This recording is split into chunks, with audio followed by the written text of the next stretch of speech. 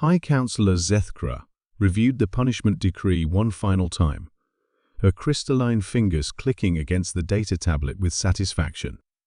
After 3 standard cycles of deliberation, the Galactic Tribunal had reached its verdict regarding the human problem. The sentence is exile, she announced to the packed council chamber. The entire human population of the Kepler 442 colony, all 50,000 individuals, will be relocated to Xerion 7, effective immediately. A collective shudder ran through the assembled delegates. Even the most hardened military officers shifted uncomfortably at the mention of Xerion 7. Counselor, ventured Ambassador Creel Thuk of the Peaceful Coalition. Surely that constitutes a death sentence.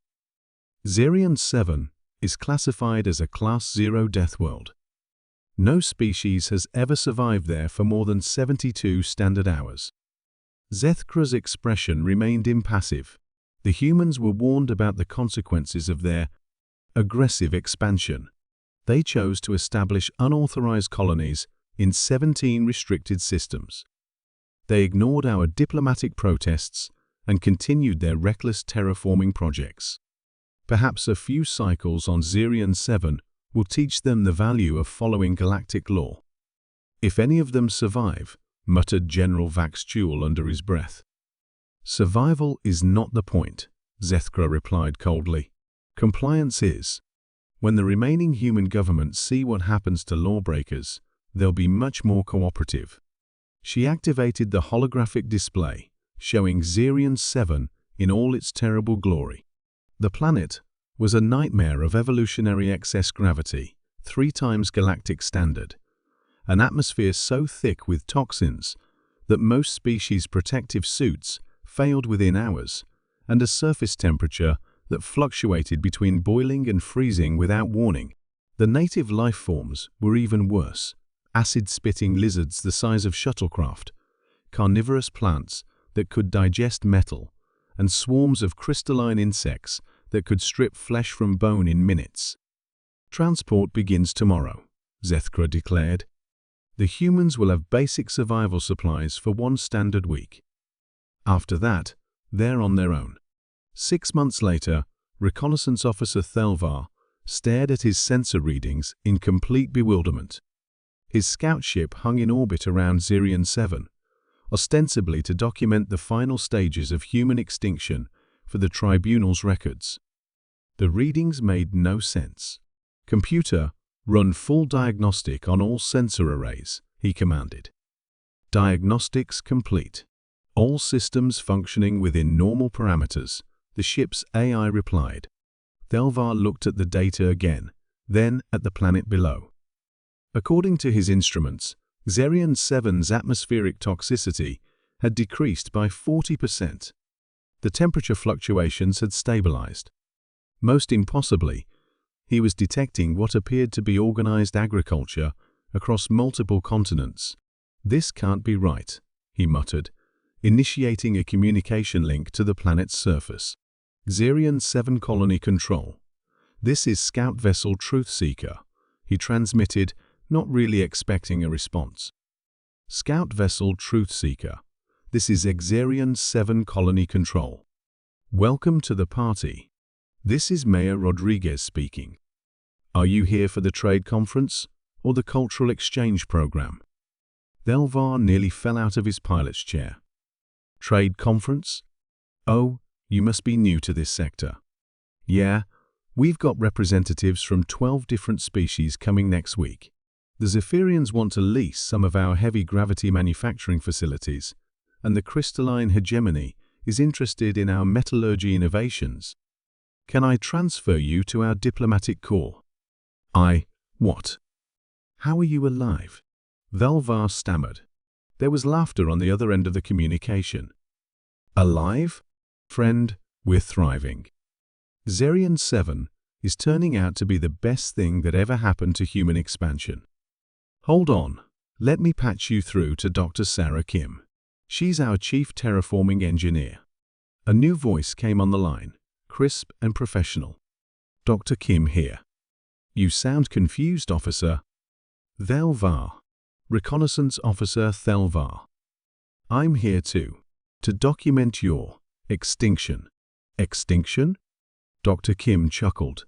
I'm afraid you're about 6 months too late for that. We hit our stride around month 2. Would you like to come down for a tour? We're quite proud of what we've accomplished. 2 hours later, Thelvar found himself walking through what should have been an uninhabitable hellscape, but instead resembled a thriving metropolis. The humans had somehow not only survived Zerion 7's lethal environment, they had improved it. The trick, Dr. Kim explained, as they walked past vast hydroponic farms, was realizing that everything trying to kill us was also a resource. Those acid-spitting lizards? Their stomach acid is incredibly efficient at breaking down complex minerals. We domesticated them for mining operations. She gestured to a nearby facility where massive lizards were contentedly digesting raw ore and excreting refined metals. The carnivorous plants turned out to have amazing soil conditioning properties. We bred them to be less bitey, and now they're the foundation of our agricultural system. And those crystalline insects, best organic computers we've ever seen. They process information at quantum speeds. Thelvar watched in amazement as swarms of the formerly deadly insects flew in perfect formation, their crystalline bodies flickering with data transfers. But the atmosphere, he protested weakly, the toxins, were actually just poorly balanced atmospheric gases, Dr. Kim replied. We introduced some earth bacteria that thrive on those compounds. Now we've got the cleanest air in the sector.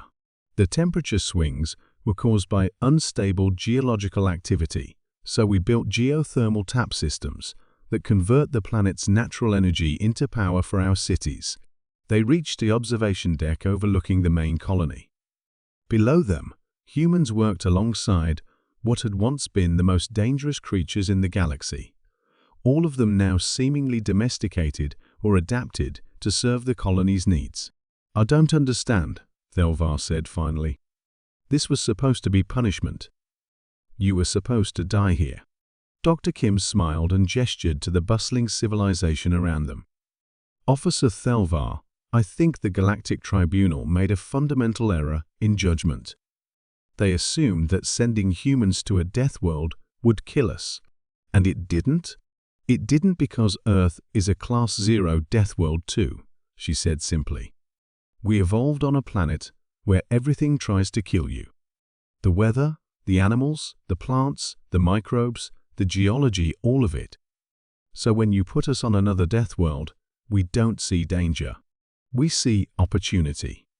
She activated a holographic display showing Zerion 7's transformation over the past 6 months. Where you saw impossible challenges, we saw untapped resources. Where you saw deadly creatures, we saw potential partners. Where you saw a prison, we saw a new home. Thelvar stared at the data, his mind reeling. The tribunal. They need to know about this. Oh, they already do, Dr. Kim said with a knowing smile. We've been in contact with 12 other species who want to establish trade relationships. It turns out that when humans transform a Deathworld into a paradise, everyone wants to visit. But this was supposed to be exile. Punishment. Dr. Kim's smile widened. Officer Thelvar, there's something you should understand about humans. We've been turning punishments into opportunities for our entire evolutionary history. You can exile us to the worst planets in the galaxy, and we'll just turn them into vacation destinations.